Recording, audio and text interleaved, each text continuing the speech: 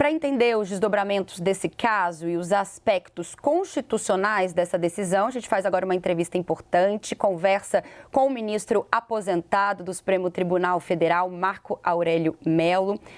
Já está na tela conosco. Ministro, muito boa tarde. Obrigada pela presença, pela participação, trazendo esses esclarecimentos, sobre os recentes casos, sobre decisões lá do STF. Eu começo lhe perguntando se o senhor avalia que houve quebra dessa garantia constitucional, do sigilo da fonte, nessa decisão do ministro Alexandre de Moraes. Uma boa tarde para o senhor.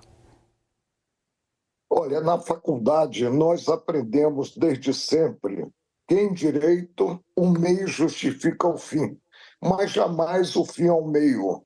Se tem como chegar a certos dados investigando segundo o figurino legal, segundo o figurino constitucional, se chega, mas não, se não se tem, evidentemente há necessidade de recuar. O que nos vem do principal rol das garantias constitucionais?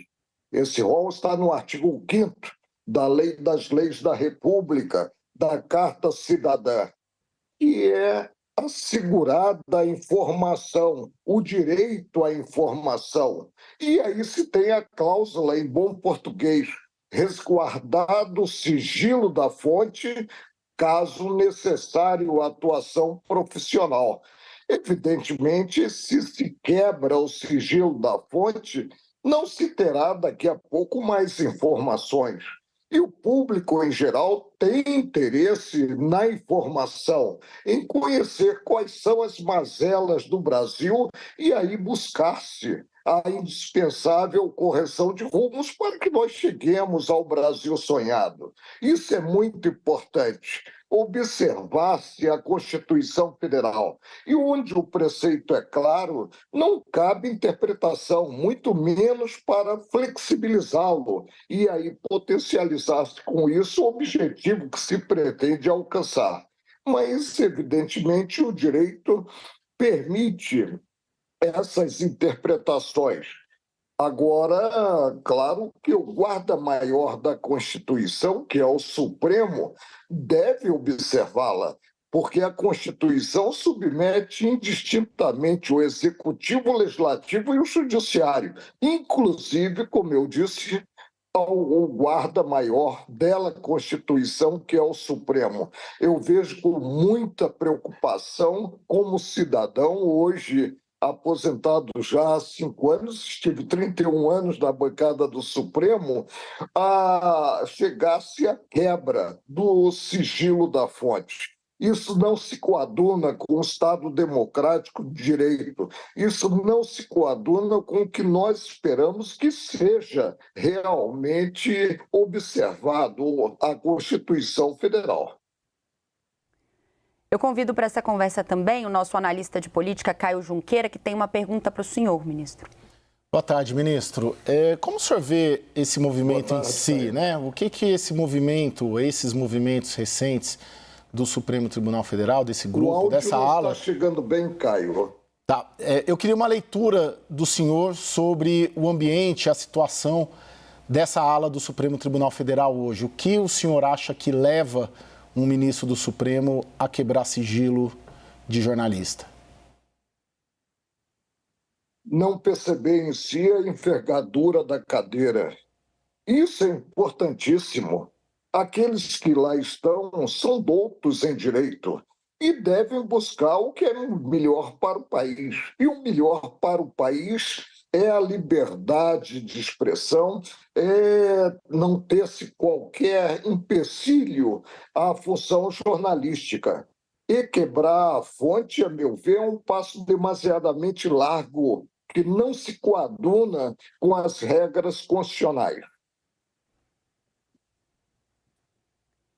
Ministro, como o senhor avalia a justificativa do ministro Alexandre de Moraes, em relação a usar como escudo protetivo para práticas ilícitas, Como o senhor avalia esse posicionamento do ministro Moraes para justificar a quebra do sigilo da fonte? Vamos repetir minha frase inicial. Em direito, o meio justifica o fim. E de bem intencionados, o Brasil está cheio. O que nós precisamos é de homens, principalmente homens públicos, que observem o arcabouço normativo constitucional, que observem a Constituição Federal. Se dizia antigamente que se podia esperar qualquer coisa de pata de cavalo, de barriga de mulher quanto à gravidez e de cabeça de juiz. Mas eu não subscrevo essa máxima popular. Eu penso que devemos presumir o que normalmente ocorre, e o que normalmente ocorre é um procedimento digno, é um procedimento harmônico com a Constituição Federal e com o arcabouço normativo pátrio. Agora, ministro, há um debate, a medida já foi tomada, amplamente contestada e criticada, e agora há um debate sobre essa decisão ser referendada ou não, ou pela turma ou pelo plenário. Seguindo o trâmite constitucional, o senhor avalia que é uma decisão que precisa ser referendada pela turma do ministro Alexandre ou pelo plenário? Em primeiro lugar, a competência do Supremo é de direito estrito. É o que está na Constituição Federal e nada mais. E na área do processo crime, visa proteger o cargo. Evidentemente, se o envolvido como acusado não detém a prerrogativa, se é que há a prerrogativa de ser julgado pelo Supremo, não pode o processo estar lá. Eu fiquei durante 31 anos, dos meus 41 como juiz, no Supremo da bancada. E o que havia quando recebíamos processos que envolvia detentor da prerrogativa de ser julgado pelo Supremo e cidadão comum?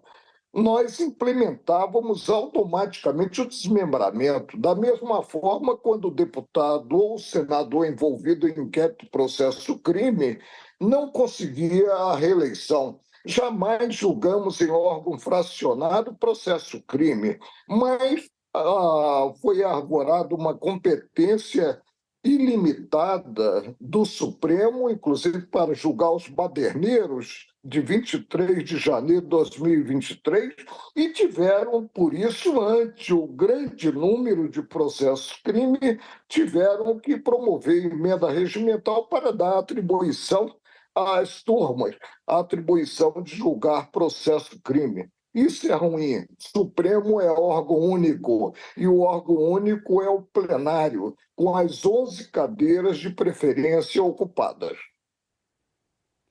Ministro, existe ali uma divergência minimamente entre o presidente do STF, Edson Fachin, com o posicionamento do ministro Alexandre de Moraes. Mas o senhor interpreta uma aparente tensão também entre o posicionamento de cada um dos lados? O ministro Fachin defendendo essa proteção à atividade jornalística legítima, enquanto o ministro Alexandre de Moraes justificando a operação realizada? Acima de qualquer integrante do Supremo, inclusive do presidente, está o colegiado, com a voz do colegiado. E digo mais, com a voz, de forma peremptória e inafastável, a Constituição Federal. Isso é que precisa ser observado. O ministro Pertence dizia, o nosso saudoso ministro Pertence, que o Supremo era 11 ilhas, mas parece que, às vezes, essas 11 ilhas não se mostram como tais. E se tem este ou aquele grupo. É péssimo em colegiado julgador a existência de qualquer grupo. Eu estou com o ministro-presidente. A liberdade de expressão, o direito à informação, resguardado o sigilo da fonte, precisam ser observados. E observados tais como se contém em bom português, em bom vernáculo, na Constituição Federal, que Ulisses Guimarães apontou como Constituição Cidadã.